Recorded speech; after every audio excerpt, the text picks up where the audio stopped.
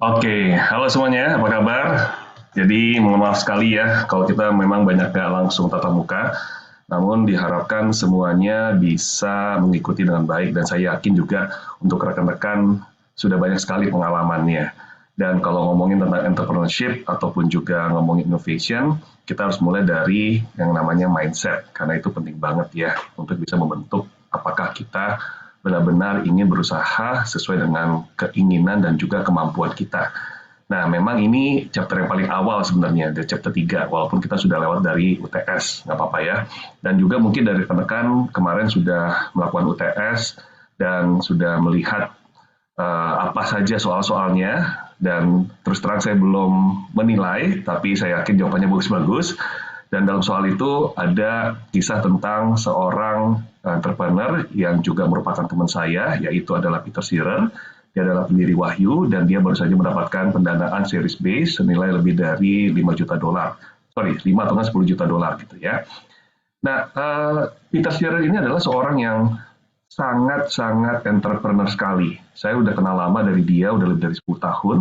Dan dari awal dia juga uh, berkenalan gitu ya dengan saya melihat dia memang sosok yang sangat tangguh dan dia memang punya grit gitu, punya passion juga dan dia punya keahlian untuk membangun entrepreneurnya dia ataupun dari venture-nya dan juga usaha-usahanya dia. Dia jatuh bangun, dia pernah bekerja di berbagai macam perusahaan dan dia juga pernah berusaha mulai dari konveksi, berusaha dari catering, berusaha dari bikin teknologi, sampai akhirnya dia sekarang fokus untuk meningkatkan ya taraf dan kualitas dari para warung-warung makanan atau warteg-warteg dengan digitalisasi sehingga bisa mengoptimalkan penjualan dan juga pelayanan mereka. Ini adalah suatu hal yang sangat menarik.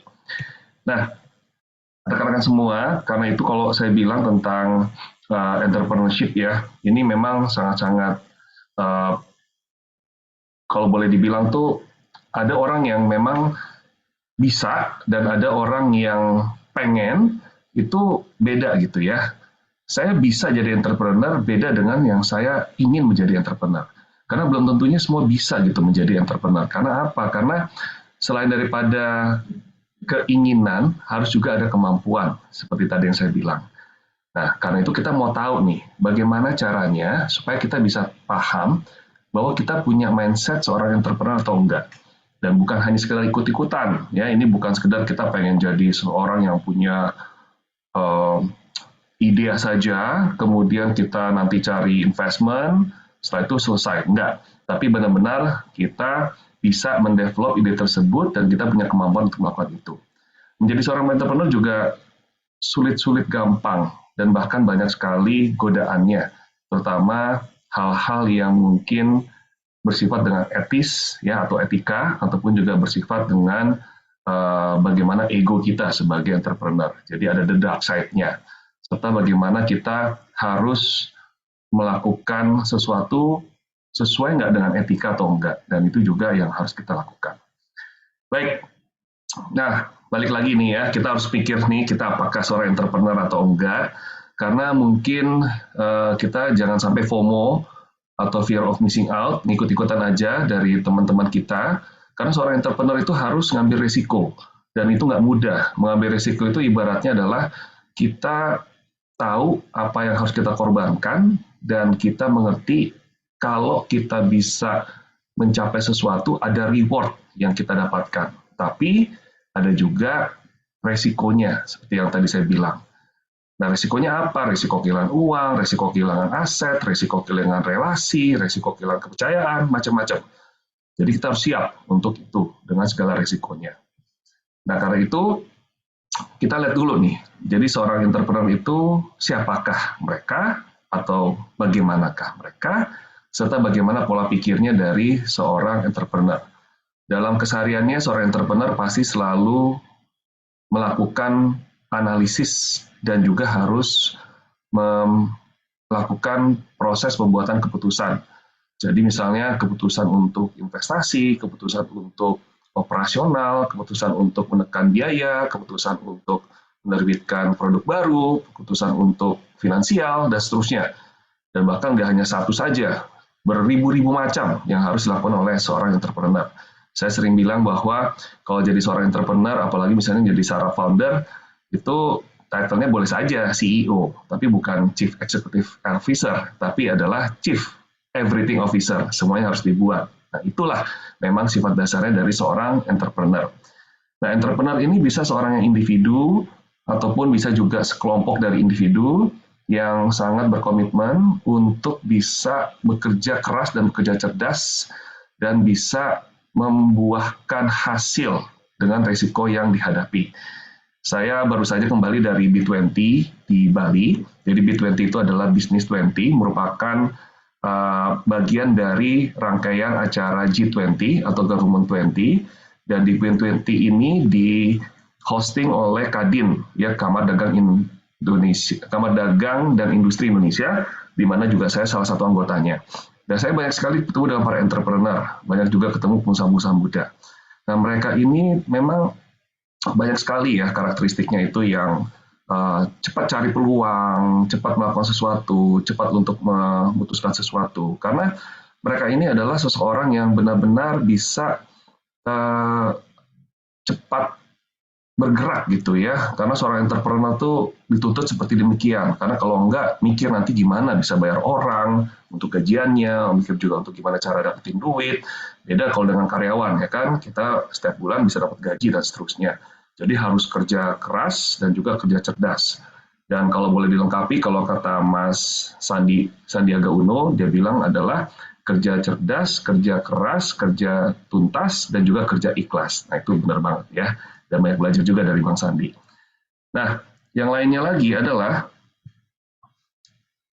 ini penting ya, kalau kita menjadi entrepreneur, alasannya apa sih?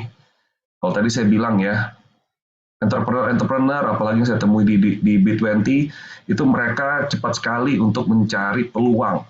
Jadi ketika kenalan-kenalan nih, semuanya langsung, oke, apa yang bisa kita lakukan? Jadi nggak lama-lama lagi gitu loh ya. Action aja, bukan suatu hal yang kitanya misalnya wacana terus ya. Ya banyak juga sih yang wacana, namun kita harus bisa benar-benar mencari peluang. Dan bukan hanya sekedar kenalan atau networking, tapi kita bisa melihat kira-kira ada nggak yang bisa kita kerjakan dan menghasilkan cuan. Itu penting banget. Nah, karena itu dibilang chase for achievement and money. Wah, pokoknya cari cuan gitu. Tapi dengan cara yang baik. Dan juga strong desire to be independent. Nah, sebagai seorang entrepreneur, dibandingkan kalau dengan karyawan ya, mungkin kita harus tergantung dengan keputusan bos seperti apa. Namun, kalau sebagai entrepreneur ya kita menjadi bos bagi diri kita sendiri. Nah, ini juga merupakan tantangan, karena untuk bisa berhasil kita harus juga disiplin terhadap diri sendiri, walaupun kita independen. Nah, yang lainnya lagi adalah, kalau tadi yang ngomongin tentang opportunity driven entrepreneurs. Kemudian yang lainnya lagi adalah necessity driven entrepreneurs. Kayaknya kita memang ada satu hal kita kepepet gitu ya jadi entrepreneur ya, suatu hal yang wah nggak bisa kita hindari. Mungkin karena kita di PHK, ataupun kita suatu saat yang memang udah tidak cocok lagi di perusahaan, akhirnya kita menjalankan usaha sendiri. Nah, ini merupakan pilihan-pilihan juga. Namun, ya nggak apa-apa kalau misalnya mau jadi entrepreneur karena hal-hal tersebut, ya wajar-wajar aja juga oke. Bahkan banyak juga entrepreneur yang terjun gitu ya, karena kepepet gitu ya, karena kepepet dia harus menyelesaikan utang ataupun juga harus bisa mengembalikan suatu keadaan bisnis yang dialami dan seterusnya. Nah, yang lainnya lagi adalah dalam hal ini untuk seorang entrepreneur, kita ini memang harus punya, tadi saya bilang ya, berpikir ataupun kerja cerdas. Dan ini suatu hal yang mesti dimiliki oleh seorang entrepreneur, bukan hanya kerja keras, karena kerja cerdas itu kita harus punya pola pikir, harus punya proses berpikir, dan juga harus punya cara berpikir yang benar, bukan serabutan. Banyak yang memang awalnya serabutan, namun kalau pengen lebih sukses, harus kerja lebih cerdas. Dan ini harus memakai intelijensia kita. Tidak mungkin tidak. Di satu sisi adalah kita memang bisa pintar secara intelijen secara kognitif gitu ya, secara apa namanya, mungkin perhitungan kah, secara kalkulasi biaya dan seterusnya, tapi kita juga harus bisa pintar secara sosial. Karena sebagai seorang entrepreneur kita harus luas, banyak bergaul, banyak berjejaring, kemudian juga banyak bisa bernegosiasi, dan yang lainnya. Dan di satu sisi adalah kita harus bisa terus mengukur, ya ini namanya entrepreneurial connection, to make assessment, atau melakukan menentukan atau membuat suatu keputusan atas sesuatu dari sebuah kesempatan yang kita lihat di depan kita. Karena banyak sekali kesempatan, dan kalau kita mau fokus, kita harus tahu nih, kesempatan apa yang mau kita ambil. Nah, ini pun saya alami sendiri. Kalau misalnya sekarang saya fokus di bidang teknologi edukasi, dan juga di bidang teknologi untuk IoT, AI, ataupun blockchain. Nah, banyak sekali sekarang tantangan untuk saya harus tetap fokus. Seperti salah satunya kemarin saja, kita baru punya rencana nih ya, karena udah ada yang mau biayain, kasih modal untuk membuat yang namanya venture capital khusus untuk blockchain. Dan ini sebenarnya belum ada dalam rencana saya, namun ini jadi tantangan juga nih, saya mau kerjain atau enggak gitu kan. Sebelumnya saya punya rencana untuk fokus di dalam startup yang saya sekarang kerjakan. Tapi ada nih masuk lagi kan, ya ini opportunity gitu ya. Nah, ini merupakan kedisiplinan lagi. Itu adalah cara kita berpikir lagi, menentukan mana yang fokus dan mana kesempatan yang kita ambil. Karena kesempatan itu pasti banyak lewat gitu ya, ataupun banyak sekali di depan kita. Kita antara mau ambil semuanya atau mengambil hanya salah satunya. Itu harus jaga kerja cerdas. Oke, nah ini menarik sekali ya kalau dibilang ya. Kita tuh sebenarnya pengen cari suatu tempat yang nyaman untuk diri kita sebagai entrepreneur. Setiap orang yang punya mimpi menjadi entrepreneur tentunya membayangkan dirinya berada seperti di suatu pulau, pulau yang indah, pulau yang tempat kita bisa membuat segala sesuatunya sendiri, menikmati hasil dari apa yang kita kelola, baik itu tanah, baik itu rumah, ataupun juga dari semuanya, dan itu milik kita gitu. Jadi kepemilikannya adalah milik kita sendiri, walaupun pulaunya itu adalah pulau yang kecil, ataupun kita dapat pulau yang besar. Nah, pulau ini ibaratnya adalah lahan usaha.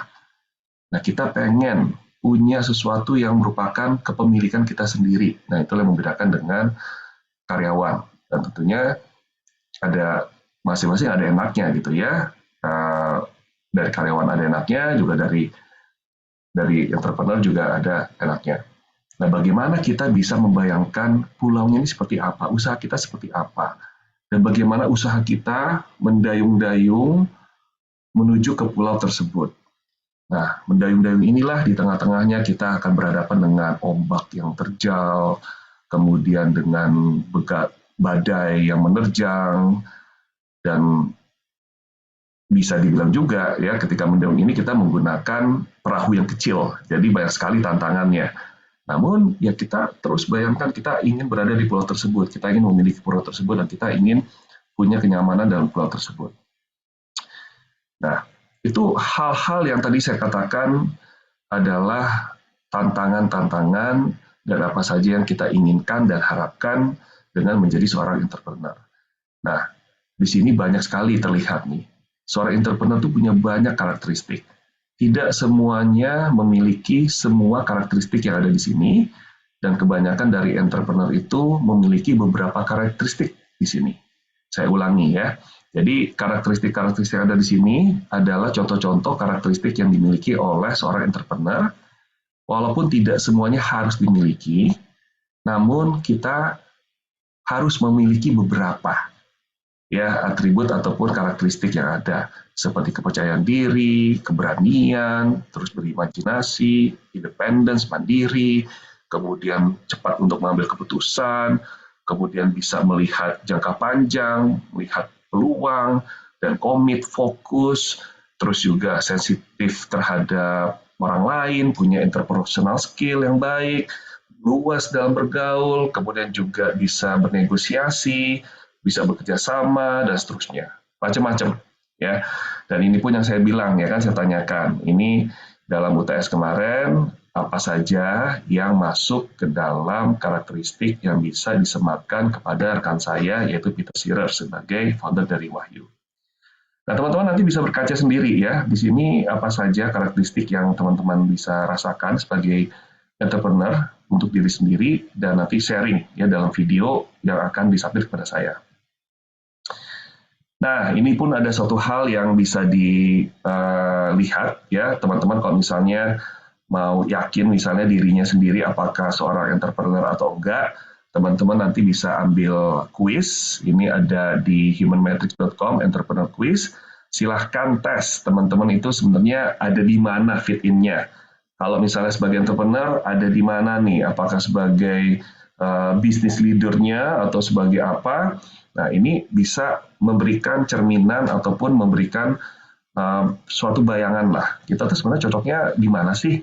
Nah, silahkan ya teman-teman, boleh tolong lihat di entrepreneur quiz ini dan tolong nanti beritahukan saya, ya itu sebagai tugasnya. Oke, lanjut lagi. Nah, ini ada sebuah teori tentang bagaimana seorang entrepreneur, dan yang pastinya sih seorang entrepreneur itu adalah fungsi dari bagaimana kita bisa formulasikan gitu ya dari kendali diri sendiri untuk merencanakan dan mencapai tujuan, berani mengambil risiko, dan juga berinovasi. Kemudian kita selalu punya realitas dan kita melihat apa yang realistis, kemudian juga mendapatkan feedback, membuat keputusan, punya relasi yang kuat dengan sesama kita, dan juga mandiri. Ya, lumayan banyak ya. Jadi ini fungsi-fungsinya sebenarnya kalau boleh digabungin sebagai entrepreneur. Nah, ini sama-sama belajar lah. Saya juga masih belajar tentang menjadi entrepreneur karena ini tidak mudah, namun saya yakin semuanya pasti antusias untuk menjadi seorang entrepreneur. Oke.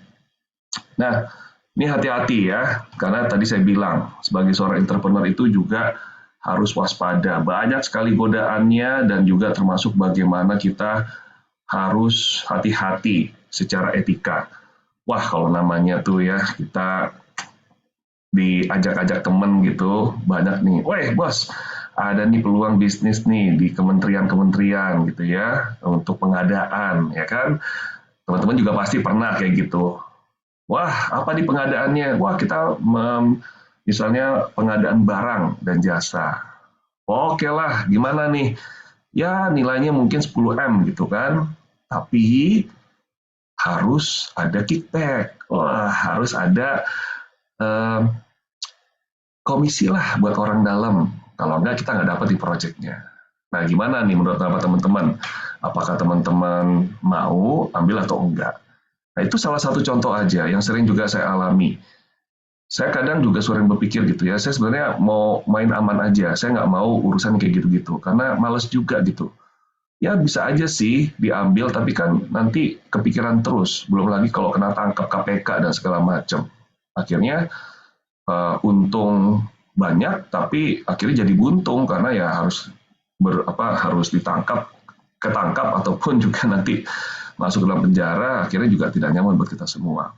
Nah, yang penting lagi adalah bahwa bukan hanya itu soal etika ya, tapi juga kita harus mengelola secara finansial nih. Bagaimana hati-hati supaya jangan kita terlalu jor-joran ataupun kita bakar duit akhirnya bangkrut. Nah, mungkin satu hal lagi yang sekarang lagi ramai ini adalah FTX.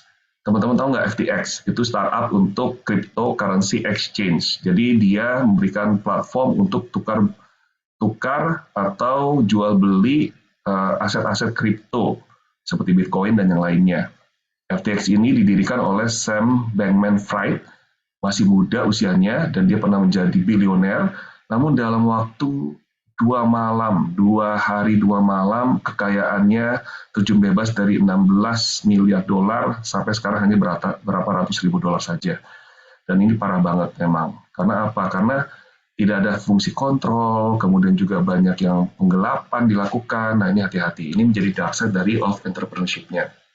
Kemudian career risk ya, ini kita kalau misalnya tujuan dari entrepreneur, kemudian kita harus tahu nih ya, kalau mau fokus ya fokus di sana, memang komitmen 5 tahun pertama ya bisa jadi kita harus banyak berhutang, kita pinjam duit. Kadang kita mikir juga, enak lagi ya kalau balik jadi karyawan gitu ya, dapat gaji tiap bulan, bisa bayar cicilan segala macam. Tapi ya sekarang mungkin kalau saya berhenti dan saya mau balik lagi ke pekerjaan di korporasi atau jadi karyawan lagi, siapa yang mau terima saya gitu. Apalagi mungkin usianya udah lumayan lebih tua gitu.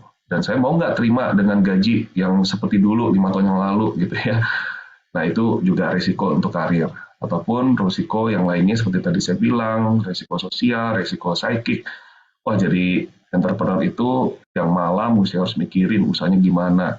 Terkena namanya mental health lagi ya, kesehatan mental. Dan juga terkena berbagai macam risiko stres lah dan yang lainnya. Nah itu beberapa hal yang merupakan dark side dari seorang entrepreneur. Nah, ini ada contoh untuk tipologi entrepreneurial styles-nya dari segi personal financial risk atau enggak profit motive. Nah, kita mau di mana nih? Nanti ini boleh dilihat aja, nanti silakan untuk di-assess dari masing-masing. Ya. Nah, kemudian seorang entrepreneur itu macam-macam ya. Ada seorang yang tipenya itu adalah tipe A, misalnya dia adalah seorang yang punya pokoknya kalau soal waktu itu, wah gila cepet banget, bukan cepet banget ya, dia tuh sangat strict gitu ya, strict banget dan kronis kalau boleh dibilang parah gitu ya. Dan kemudian banyak sekali terlibat dalam berbagai macam project dengan deadline-nya, wah bikin stres gitu. Terus pokoknya fokus pada kerjaan aja dan juga merasa diri sendiri tuh yang mampu untuk mengatasi segala masalah. Kadang ini suka meledak-meledak gitu ya kalau berbicara ataupun tidak terkontrol. Nah, ini hati-hati teman-teman. Ya. Jadi entrepreneur itu penuh dengan tekanan. Dan kadang kita merasa sebagai superhero, pokoknya semuanya kita sendiri yang kerjain, nggak percaya sama orang. Nah, apakah kita tipenya seperti ini? Kalau iya, ya hati-hati nih. Dan kalau tadi saya bilang juga dark side-nya itu kan banyak kan, ego kita, pokoknya semua kita kontrol. Dan semuanya kita atur. Ya memang awalnya seperti itu, namun ada kalanya kita harus bisa mendelegasikan, mempercayakan suatu hal atau suatu fungsi, tanggung jawab kepada orang lain.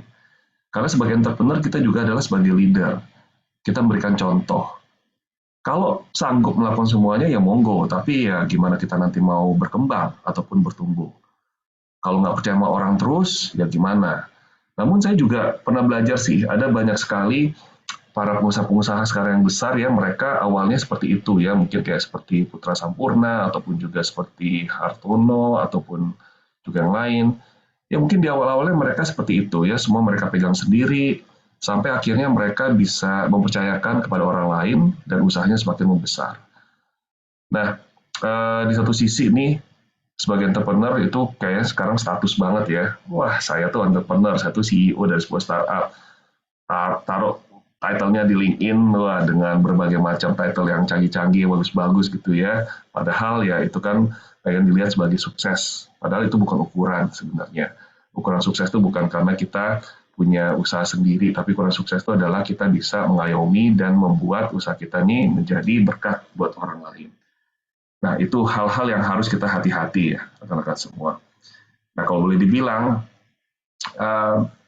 memang entrepreneur itu adalah sebuah karir. Iya sih sebenarnya, karena kita juga banyak pembelajarannya dari awal hingga beberapa tahun ataupun beberapa puluh tahun kemudian.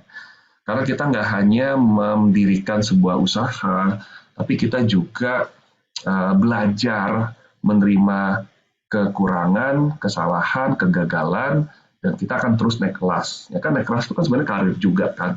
Kita punya pengalaman yang lebih banyak, kita bisa mengerti situasi yang berbeda-beda, dan kita akhirnya juga melihat peluang-peluang yang ada dalam setiap krisis yang kita hadapi.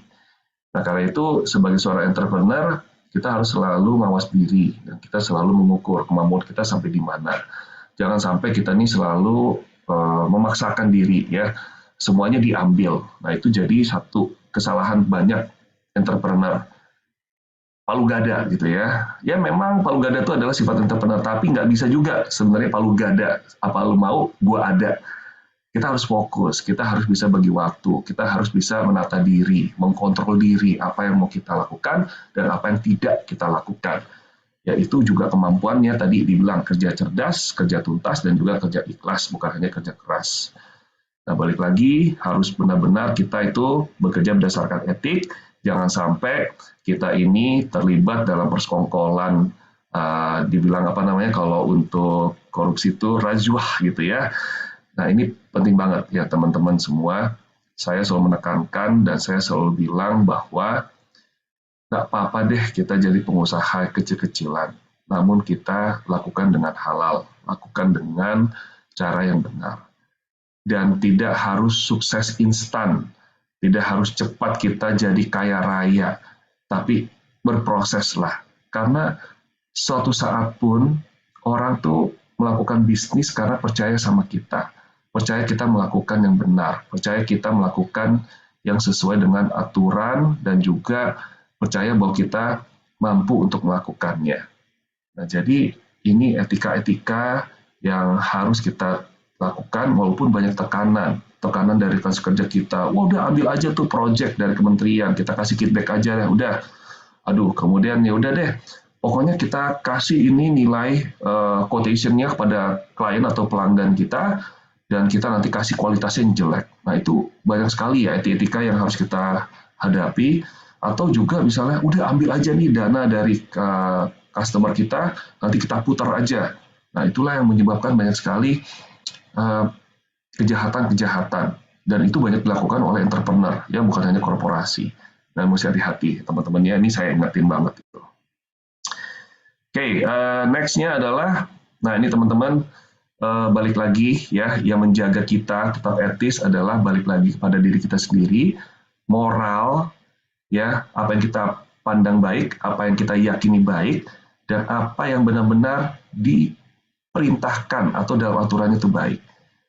Nah, ini yang harus kita jaga, ya, peraturan, kemudian juga cara bermain. Nah, sebagai entrepreneur pun sebenarnya kita bisa mengubah cara permainan, asal tetap dalam koridor yang legal. Ataupun kita bisa memengaruhi legalitas, tapi dengan cara yang benar, etika. Ini etikanya yang benar. Nah, sering banget akan menghadapi dilemanya. Tapi penunjuk arah yang benar adalah moralitas, ya, hikmat, kemudian juga kalau boleh bilang tuh punya nurani lah, ya, mana yang benar yang mau kita lakukan. Nah, teman-teman sebagai seorang entrepreneur, ya, nanti pasti akan dihadapi dengan berbagai macam masalah, mana yang legal, mana yang ilegal, mana yang boleh atau enggak. Karena kita suka gigit jari gitu ya, lihatin dari pesaing kita, wah mereka dapetin banyak project, atau mereka bisa melakukan sesuatu padahal nggak legal, atau nggak mereka nyuap orang dalam dari suatu klien, korporasi, kementerian, dan yang lainnya. Kalau saya sih bilang, ya udahlah. Ya, maksudnya ya rezeki-rezeki orang gitu ya, kita percaya bahwa kita juga akan diberikan rezeki yang lebih baik nantinya. Jadi ya saya sih nggak mau ngomongin tentang pesan moral di sini ya, walaupun juga saya sebenarnya juga nggak bersih-bersih amat kalau boleh dibilang ya, tapi saya belajar bahwa mesti hati-hati dan juga kita nggak bisa namanya tuh melakukan hal-hal yang di luar dari etika. Karena apa? Nama kita sendiri yang akan tercoreng. Karena apa? Kepercayaan orang terhadap kita nanti bisa tergerus. Jangan sampai nanti kita akhirnya nggak bisa berusaha karena orang nggak ada yang percaya sama kita. Ya itu mesti hati-hati. Nah, berikutnya lagi, mungkin saya skip ini. Ini ada case study yang bagus banget gitu ya. Ini dari salah satu staf sus yang dulunya jadi staf sus dari Jokowi, ini si Warmarta, tapi dia, saya rasa sih ini karena dia tuh masih terlalu naif gitu ya, sebagai anak muda yang diangkat menjadi staf sus, dan terus mungkin permainan di dalam lingkaran pemerintahan itu saking kerasnya, dia salah melakukan keputusan dengan meminta surat rekomendasi agar beberapa proyek ataupun beberapa hal yang terkait dengan aktivitas di pemerintahan itu dilakukan melalui startupnya dia. Nah, ini hati-hati teman-teman. Permainan itu keras sekali, ya. Bahkan nggak hanya di pemerintahan, juga di korporasi, di swasta dan yang lainnya. Nah, ini mesti hati-hati. Namun saya sudah melihat mereka sudah kembali jalan yang benar, ya. Jadi itu baik banget dan mereka mengakui kesalahannya.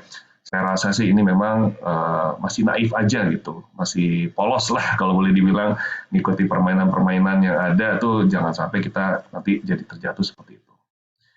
Nah, karena itu teman-teman balik lagi, untuk menjadi seorang entrepreneur, kita harus tahu motivasi kita apa, dan kita harus juga punya persistence ya, kekeh gitu. Kekeh jumekeh kalau boleh dibilang. Bagaimana kita benar-benar eh, menjadi entrepreneur itu bukan sekedar ikut-ikutan atau bukan fear of missing out, FOMO. Namun benar-benar adalah pilihan kita. Kita tahu resikonya dan kita lihat opportunity-nya apa dan apa yang mau kita capai untuk memberikan kepuasan buat kita. Seperti tadi yang saya bilang, kita tahu bagaimana pulau yang mau kita capai dan kita miliki, dan kita tahu di dalam perjalanan itu apa saja halangan seperti badai, ombak, dan juga kesulitan ketika mendayung menuju pulau tersebut. Nah, itulah hal-hal yang harus kita terus pertimbangkan sebagai dasar dari motivasi kita. Nah, yang terpenting adalah rekan-rekan semua bahwa kita ini menjadi entrepreneur bukan hanya untuk mendapatkan cuan sebenarnya, tapi lebih tujuannya untuk mendapatkan customer. Itu bukan kata saya, ini adalah kata dari Peter Drucker, dan ini yang selalu saya amini. Karena customer itulah yang akan mendatangkan cuan buat kita, bukan kebalikannya. Ya, bukan cuan dulu baru ada customer, tapi ada customer dulu baru cuan. Dan customer inilah yang terus-menerus ada untuk memberikan kita cuan dan kita punya relasi dengan dia sehingga bisnis kita terus berjalan. Kalau hanya sekali waktu, itu bukan customer, itu hanyalah transaksional. Dan kalau sekali waktu nggak ada lagi berikutnya, akhirnya kita nggak punya bisnis lagi. Namun ini ada relasi, ada suatu hal yang terus kita lakukan supaya kita bisa mendapatkan cuan dari customer-customer kita. Jadi, the first purpose of a business is to create customer. Ingat-ingat itu, dan ini camkan terus ya ketika kita melakukan bisnis. Nah, teman-teman, penting juga untuk kita pikirkan, sebenarnya kita kalau mau berbisnis, kita bisnis apa? Mungkin kalau dalam hal kategorial, kita mungkin tahu bahwa kita mau bisnis A, B, C gitu ya, atau industri A, B, C. Namun sebenarnya kita juga harus bisa melihat tujuan kita bisnisnya tuh bisnis apa sih? Kalau misalnya sekarang teman-teman lihat ada bisnis McDonald di fast food dan juga ada bisnis Siloam Hospital. Nah, bagaimana ini kita bisa menyambungkan kedua bisnis ini sebenarnya saling bersaing, walaupun dua-duanya ini di industri atau kategori yang berbeda. Tahu nggak bersaingnya di mana? Nah, bersaingnya mereka adalah di properti. Mereka adalah sama-sama penguasa properti.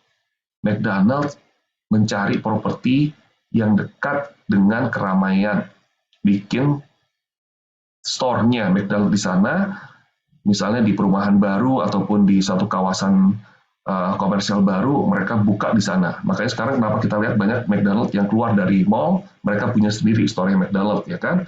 Nah, kalau dilihat keuangannya McDonald's, itu banyak sekali nilai-nilai aset mereka berasal dari aset properti yang mereka miliki. Hampir sama dengan aset dari makanan dan minuman, aset operasional, ya, jual beli makanan dan minuman. Karena itu boleh dibilang McDonald's juga sebenarnya adalah perusahaan properti. Sama halnya dengan Siloam Hospital. Siloam Hospital ini di Indonesia di bawah Lippo Karawaci. Lippo Karawaci adalah perusahaan properti yang dimana Lippo Karawaci cara kerjanya cari lahan, bangun properti, dan properti itu nanti dipakai bisa untuk rumah sakit, bisa untuk toko buku. Ya, kalau rumah sakit kan Siloam Hospital, toko buku Barnes and Noble, Books and Beyond. Kemudian ada juga toko, ada juga kafe, Max Cafe, ya kan, itu semua Lippo punya kan. Jadi cara pandangnya adalah properti. Nah, properti itu mau dijadikan apa? Bahkan nggak hanya buat satu kategori aja, bisa macam-macam. Makanya kita lihat di Siloam tuh udah kayak mall juga sebenarnya. Atau nggak, mall ada Siloamnya. Itu banyak sekali di properti. Nah, mereka ini saling bersaing untuk mendapatkan properti yang bagus, lokasinya oke, trafficnya oke, kemudian juga bisa menampakkan brandnya mereka dengan oke. Nah, kalau teman-teman sendiri, bisnisnya di apa? Kalau misalnya buka toko kopi, mungkin pesaingnya bukan hanya toko kopi, tapi pesaingnya juga dari tempat tongkrongan yang lain, tempat main bowling lah, atau misalnya mall lah, ataupun juga dari apa. Karena apa? Orang ke toko kopi mungkin ingin bercengkrama, ingin ngobrol, ingin meeting gitu kan. Nah, bahkan sekarang kalau misalnya bisnis coworking space, bersaingnya dengan siapa? Bersaingnya dengan Starbucks, ya kan? Bukan bersaing hanya dengan coworking space yang lain, tapi dengan Starbucks. Orang bisa pergi ke Starbucks, beli satu minuman, kerja di situ, bahkan bisa meeting di situ. Kita bisa lihat sekarang di Starbucks itu disediakan meja yang besar, orang bisa datang, bisa meeting di situ. Jadi coworking space saingannya sama siapa? Starbucks. Nah, sekarang teman-teman bikin bisnis apa? Bukan hanya pikirkan bisnis yang sekarang kita lakukan, tapi bisnisnya tuh apa? Coba ya, misalnya kalau punya ide bisnis apa, kira-kira bersaingnya dengan siapa saja, dan lihat persaingan yang di luar dari bisnis yang sekarang kita jalani. Karena itulah yang sebenarnya harus kita pikirkan, kita mau bisnis apa sih ke depannya. Oke? Nah, teman-teman, jadi itu aja dari apa yang bisa saya sharingkan di sini. Semoga ini menjadi satu hal yang bisa kita terus pelajari. Sekali lagi saya mohon maaf apabila banyak sekali waktu yang tidak dapat atau tidak sempat saya bisa ikuti karena ada komitmen waktu yang saya nggak bisa di hari Jumat malam. Namun semoga proses pembelajaran kita tuh tetap bisa terjalin ya. Dan saya yakin ini nggak hanya selalu di proses tatap muka secara langsung, secara online ataupun offline, tapi juga bisa dilakukan dimanapun. Oke, sukses selalu ya. Semoga nanti kita akan ketemu lagi. Dan balik lagi teman-teman, jangan lupa untuk tugasnya. Satu adalah coba teman-teman lihat apakah saya ini sebagai seorang entrepreneur punya karakteristik apa dari 42 karakteristik tersebut, dan juga coba assess teman-teman ini sekarang entrepreneur human matrix itu ada di mana. Oke, jadi itu aja. Sukses selalu. Sampai jumpa lagi. Thank you.